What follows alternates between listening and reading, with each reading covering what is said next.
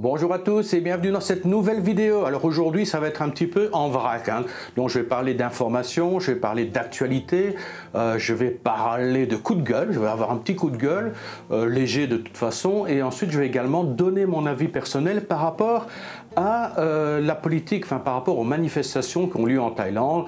Donc je sais que ça ne plaît pas à tout le monde que je ne donne mon avis, donc ça va être vers la fin de la vidéo, comme ça je ne vais pas gêner ceux qui ne veulent pas, ne regardent pas la fin de la vidéo, et ceux que ça intéresse, vous pouvez aller jusqu'au bout. Alors petite annonce en vitesse, je vais bientôt faire des vidéos qui vont donc s'appeler Portrait d'expatriés. Je vais aller à la rencontre d'expatriés qui ont développé une activité professionnelle, soit développer leur activité, soit trouver un travail comme salarié. Je vais aller à leur rencontre et ensuite je vais leur poser des questions. Donc si vous avez vous des questions à poser à ces expatriés, vous n'hésitez pas, vous les mettez en commentaire sous la vidéo. Ceci étant dit, on passe directement au top générique.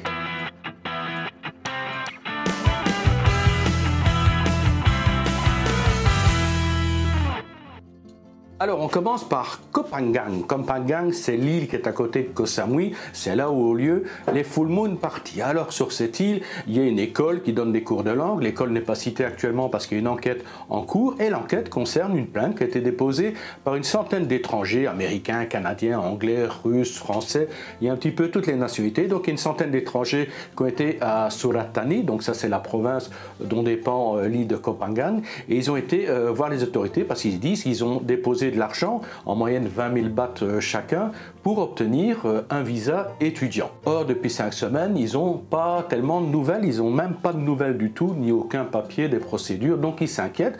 Les autorités ont déjà dit qu'il y avait un problème à la base. Pourquoi? Parce qu'il y a certains des étrangers qui étaient en visa business et qui désirent passer en visa étudiant. Or, comme le disent très justement les autorités, il est impossible de passer d'un visa business à un visa étudiant. Mais ça ne concerne d'ailleurs pas que les visas business. Voilà, c'est le moment, après cette actualité, de vous faire une petite info par rapport au visa. Sachez qu'on ne peut pas, avant c'était possible, mais on ne peut pas passer d'un visa non-immigrant O à un autre visa, non-immigrant à un autre visa non-immigrant. J'en ai un exemple, il y a des gens qui disent, voilà, je suis en visa retraité, je veux passer en visa mariage, ou là les gens qui disent, je suis du visa business, je vais passer en visa étudiant. C'est impossible, ce n'est plus possible.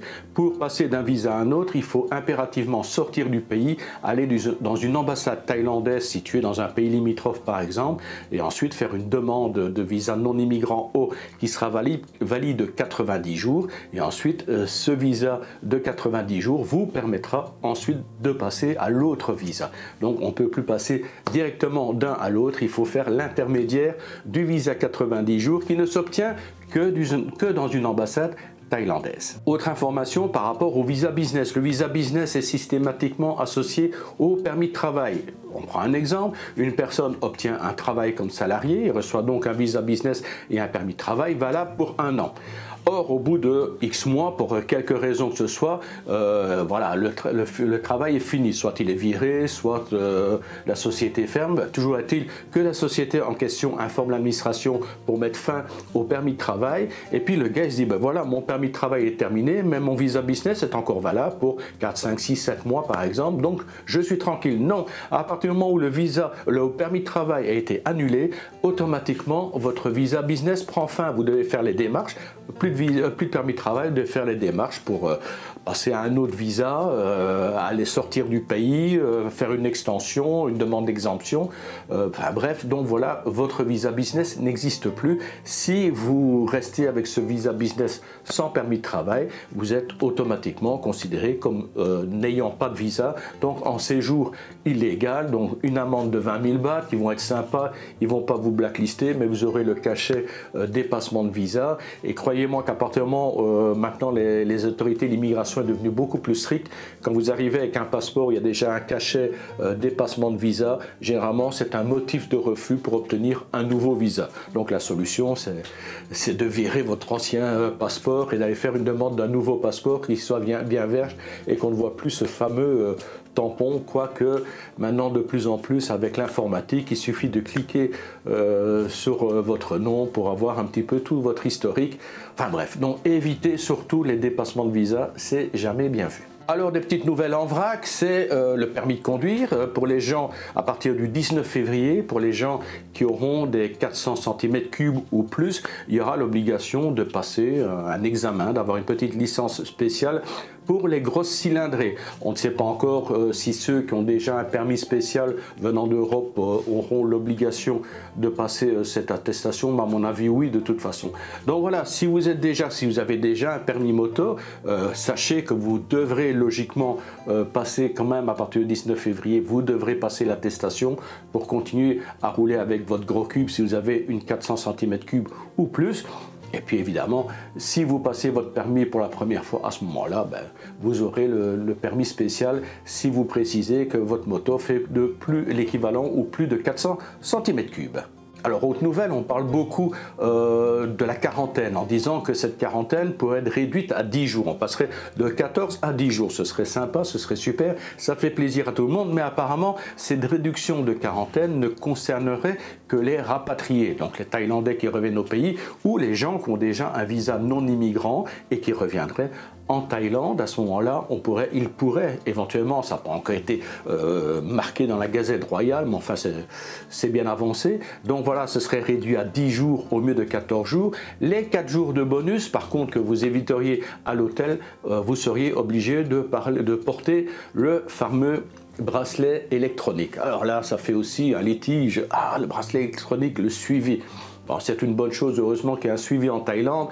Par exemple, avec le soldat égyptien, on a pu trouver à peu près 6000 personnes qui auraient pu, donc ils ont vraiment ratissé large, qui auraient pu être en contact avec lui lorsqu'il s'est baladé dans un centre commercial alors qu'il était déclaré positif au Covid. Donc ce petit bracelet électronique permettrait de suivre votre fièvre, suivre votre rythme cardiaque, ça permettrait de vous localiser, comme ça les autorités sauraient directement, ah lui il a un problème, il a des symptômes éventuels de Covid, donc on pourra aller vous chercher, vous faire passer les tests pour voir si c'est un Covid ou si c'est autre chose, une dengue, une grippe ou un truc comme ça, donc faire un peu la différence, et au cas où il y aurait éventuellement le Covid, ça permettrait grâce à ce bracelet toujours de voir où vous avez été et qui a pu être en contact avec vous et de faire éventuellement les tests, d'élargir les tests et de voir s'il n'y a pas eu de contamination autre que la vôtre. Donc pour les rapatriés, le bracelet ne serait porté que pendant 4 jours. Par contre, pour les touristes, ce serait différent. Quand je parle des touristes, je parle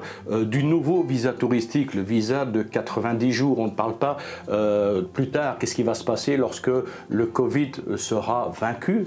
Logiquement, je pense que c'est un petit peu ça l'objectif à la longue. Donc, je pense qu'à ce moment-là, certaines mesures qui sont prises actuellement ne seront plus d'actualité à ce moment-là. Donc, attendez avant de commencer à crier au scandale. Donc, pour ceux qui auraient un visa touristique spécial, le nouveau visa touristique qui permet de rester 90 jours et qui est renouvelable 2 fois, à ce moment-là, les personnes auraient sans doute une quarantaine encore plus réduite, quasiment inexistante, mais cette quarantaine serait remplacée par le port obligatoire pendant toute la durée de ce fameux bracelet électronique. Maintenant, ne vous emballez pas non plus, ce visa touristique est uniquement réservé à ce jour aux pays qui ont su vaincre le Covid ou qui n'ont plus de contamination depuis une période assez large. Donc les États-Unis, le Brésil, l'Inde et puis pas mal de pays européens, n'espérez pas pouvoir avoir accès à ce spécial visa touristique avant un petit bout de temps. On attend incessamment la liste des pays qui vont avoir justement accès à ce visa et accès à une période de quarantaine réduite remplacée par le port de ce bracelet électronique. Sympa, mine de rien, les gens disent ah, c'est liberticide. Moi je trouve aussi sympa, vous avez un petit bracelet. Il y a des gens qui achètent des watches là, pour voir le rythme cardiaque, pour voir un tas d'informations. Ben là ils vont l'avoir gratos, ils vont pouvoir surveiller leur état de santé en temps et en heure, c'est pas mal. En tout cas, si vous débarquez en quarantaine en Thaïlande en tant que rapatrié, ou peut-être par la suite avec un visa touristique spécial, faites bien gaffe de ne pas avoir le Covid, soyez sûr et certain de ne pas avoir le Covid qui est en attente et ne pas le développer pendant votre période de quarantaine. Pourquoi? Parce que ils l'ont dit maintenant clairement, les personnes qui seraient en quarantaine contaminées, elles arrivent régulièrement, tous les jours, il y a des gens arrivant de pays extérieurs qui arrivent contaminés. À ce moment-là, les gens sont hospitalisés et il est hors de question, les autorités ont bien dit, il n'y aura aucune hospitalisation dans les hôpitaux publics. Tout se fera en hôpital privé. Ça rassure les Thaïlandais qui disent mais c'est quand même dégueulasse, les gens ils débarquent et ils profiteraient des soins gratuits à l'hôpital public, ça c'est hors de question, c'est pas à nous à payer ça. Donc voilà, ce serait hôpital privé. L'hôpital privé, vous avez des symptômes du Covid, vous en avez pour 10 jours au minimum. Si vous ne développez pas, ensuite si ça a l'air de se soigner et que vous êtes testé négatif au bout de ces 10 jours, vous devrez rester 24 heures supplémentaires pour être sûr et certain. Par contre, si vous développez des problèmes pulmonaires, là vous risquez de vous retrouver à l'hôpital jusque quasiment un mois. Donc attention d'avoir une bonne assurance qui vous couvre, qui vous protège par rapport au Covid, qui prennent en charge et prévoyez qui vous prennent en charge pour une période de 10 jours à 30 jours si jamais vous êtes chopé comme positif au Covid. Alors maintenant je passe à la partie manifestation, grogne sociale en Thaïlande, parce que c'est vrai que je regarde un petit peu les journaux en Europe, ce qui est publié, ce qui est dit sur les réseaux sociaux à partir de personnes qui n'habitent pas sur place, et c'est vrai qu'ils ont une vision qui est un peu faussé par rapport à la réalité. Là on parle de foule, de mouvements populaires de la Thaïlande et des Thaïlandais qui en auraient marre et qui veulent renverser un petit peu la dictature militaire. Au plus fort, je veux dire au plus fort, je n'ai même pas parlé au niveau population, au niveau manifestation, où ils ont 10 000, 20 000, 30 000 personnes. Je vais aller encore plus loin. On va supposer que Twitter est le développement le plus crédible, entre guillemets, de la grogne thaïlandaise. Il y a eu certains articles qui ont eu 1 million de vues. 1 million de vues. Vous dites, oh, ça c'est de la grogne. 1 million de Thaïlandais, en supposant que chaque personne qui lise soit effectivement contre cette fameuse dictature militaire. S'ils sont 1 million de personnes, au final, ça fait 1,4% de la population. Alors on ne peut pas dire vraiment que 1,4% de la population représente le pays dans sa globalité.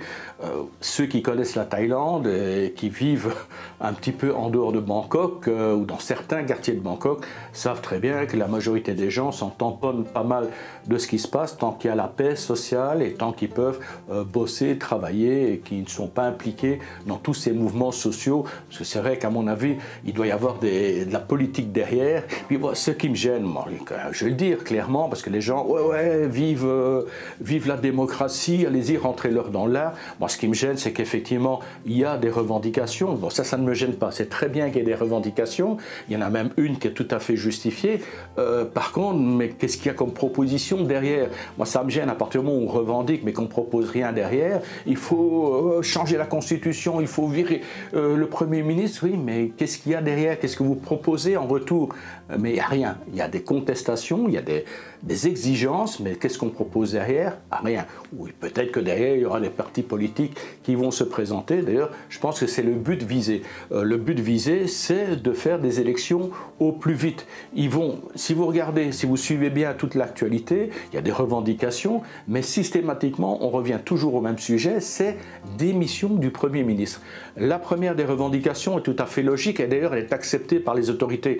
Ils ont proposé de se retrouver, ils ont dit d'accord, on va se retrouver, on va discuter, on va essayer de trouver une solution ensemble. Donc la majorité, les partis d'opposition, des représentants du Parlement, représentants du Sénat et surtout des représentants du mouvement étudiant. Donc voilà, qu'on puisse discuter à une table ronde. Donc qu'est-ce qui se passe? L'opposition a déjà dit niet, on ne viendra pas. Les mouvements étudiants, ils ont déjà dit non, on ne viendra pas. On exige uniquement la démission du Premier ministre et après on pourra discuter. Alors maintenant, s'il y a des décisions qui sont prises avec le comité restreint qui va se retrouver, ils vont dire c'est dégueulasse, on n'était pas là, donc on n'a pas pris en compte notre voix. Si vous êtes invité, vous ne voulez pas venir. Alors moi je comprends un petit peu la décision. Le changement de constitution, il va arriver. Le principe d'avoir déjà des sièges au niveau du Parlement qui sont systématiquement donnés à la majorité en place actuellement, ça leur garantit le succès auprès des électeurs. élections. Donc ça ne fonctionne pas, c'est pas démocratique. Et ça, le pouvoir en place est tout à fait prêt à le modifier. Il dit, il n'y a pas de problème, on va virer ça, on va revenir à un système de vraie démocratie où on part de zéro. Il n'y a pas de sièges qui sont systématiquement donnés à tel ou tel parti. Tout le monde n'a rien à la base, on fait des élections et en fonction des résultats, on prend le pouvoir ou on ne le prend pas. Ça, c'est de la démocratie, c'est pas mal. Par contre, ce qui me gêne, ce que je comprends aussi, moi, le but visé essentiel, c'est virer le Premier ministre à tout prix. Et je pense que c'est pas une question de on n'apprécie pas le type, ou il est nul pour ceci ou pour ça. C'est vrai qu'au niveau économique, c'est pas la panacée, il y a moyen de faire beaucoup mieux. Mais bon, depuis le début de son mandat, il s'est quand même pas mal débrouillé par rapport à la crise, à la pandémie que nous avons vécue. Alors, je comprends, je dis, mais pourquoi cette exigence de virer ce Premier ministre à tout prix? Et qu'est-ce qui se passe? C'est que ce Premier ministre, il a été élu en 2014, en mai 2014, si mes souvenirs sont bons, élu en 2014. Or, la législation, la Constitution dit qu'un Premier ministre ne peut pas faire plus de 2 mandats. Chaque mandat, c'est 4 ans.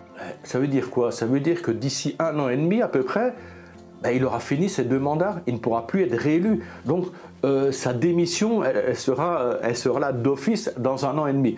Mais qu'est-ce qui va se passer dans 1 an et demi? Dans 1 an et demi, on va balancer des élections. Et là, le parti qui est au pouvoir actuellement, il va quand même pouvoir balancer face à eux des réussites qui sont pas mal par rapport à la gestion du Covid et surtout à la relance économique. Là, les gens sont en train de se dire, bon, c'est vrai qu'on en a bavé, on en bave encore, mais que peut-être que le gouvernement, les autorités ont pris un juste chemin.